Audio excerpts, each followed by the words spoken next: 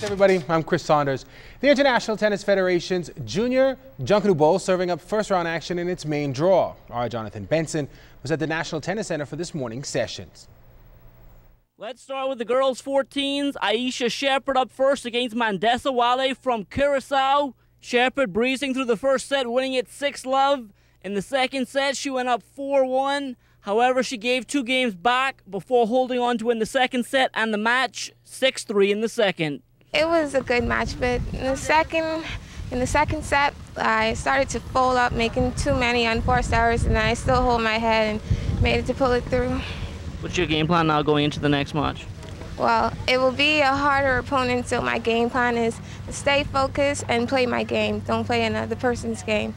Lauren Daxton also taking to the court in girls 14's action. She wasn't as fortunate. Daxton falls to Eva Frazzoni from Bermuda 6-2 and 3. It was good. In the first set, I played better than I played in the second set, but in the second set, I made a lot of enforced errors. On to the girls 18s now. Gabriella Bow on court for first round action against 6th seed Ana Rios.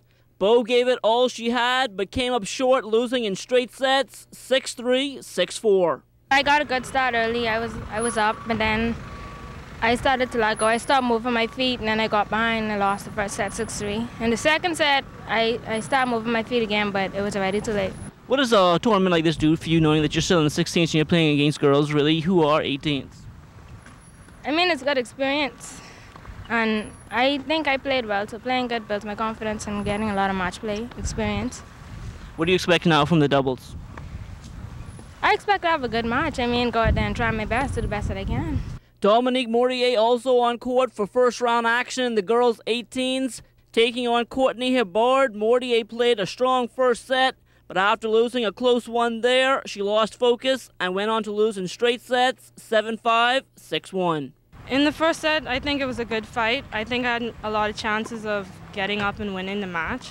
In the second set, I think I didn't fight as hard as I should have, but altogether it went okay. Tournament action runs through Saturday at the National Tennis Center. Jonathan Benson, ZNS Total Sports.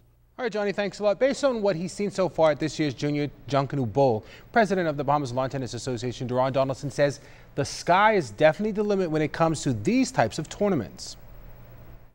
We want to aim to get this as high as possible. I mean, we have the Gombe Splash that we just added on last year, and that's a grade 5. Hopefully we can get that down to grade 4, and as that goes down, we can get this one to go down also. What kind of competition are you expecting from this tournament? I expect stiff competition. In the girls, we have, I think the #1 seed is ranked 263, and in the boys we have about the same ranking, 260. One is from Mexico and one is from Colombia. So basically the Bahamian kids stand a chance because Simone placed in the finals last year. She's also won the 14 and under Kotec event here also. So basically our Bahamian kids have a good chance of getting some international exposure, points, and we look forward to a very competitive tournament. Still talking tennis, this time Davis Cup. Team Bahamas with a respectable showing at this year's Zone 3 Davis Cup tennis tie in Trinidad and Tobago. After finishing with a 3-1 record and winning their group, the team of Marvin Roll, Rodney Carey, Philip Major and Jody Turnquest came up short in the promotional round, losing 2-0 to Haiti. This really means that the Bahamas will remain in Zone 3 for at least another year, but still, the performance was one that Captain Dentry Mortimer was definitely proud of. To our guys, this is their first time, so it's just an experience for them. It was an experience for me, being my first time. The first few days, we looked good against Jamaica. We came out a little iffy, but at the end, it was a 2-1. And then against Costa Rica, being the #1 seed in Pool B, we just looked magnificent. And going against Haiti, they were probably one of the strongest teams because they were in Zone 2 last year. Their players were tough. I just think that our guys, if we just had a little bit more in the tank, I think we could have pulled through. Dentry also talked about exactly how they want to go about making sure that next year they're able to take it the next step as well. For next year, we're going to have our invitationals in December, and we're trying to get the strongest team. That we could possibly put together so we could get out of this Zone 3, because it's hard in Zone 3. You're playing a week of tennis, whereas in Zone 2, you're probably going to have 2 ties a year. On to some track news now. It was the major showdown at the B3A's Olympic trials.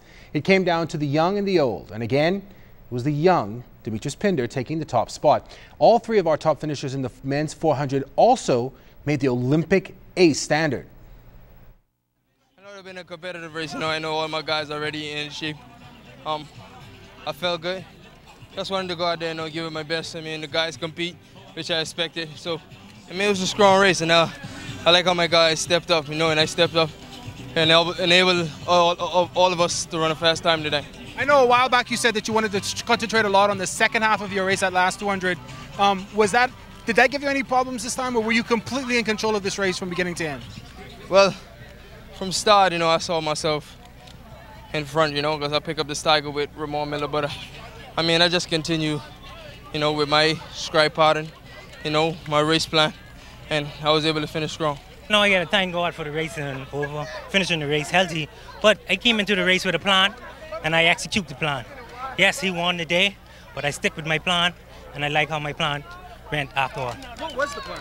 Well, my plan was to get out, find a rhythm, and I, just wait until the 150, where I know both Chris and Demetrius was going to be there, and just sprint home. As you know, in the beginning, like I always do, just give God thanks and praise. The race was a great race. I think it made my move too late, and that cost me in the home stretch. But I'm in great shape, and so are these guys.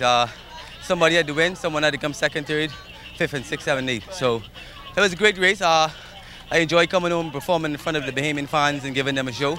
But it's all going to boil down on the big stage. London is my goal, and like I said, just came here to give the Bahamian public a show and let them see what we've been doing overseas. That was Chris Brown. An interesting revelation Chris Brown gave us over the weekend. Make sure to listen to ZNS Total Sports tomorrow for that. That'll do it for sports tonight, though. I'm Chris Saunders. Your final look at weather is still to come.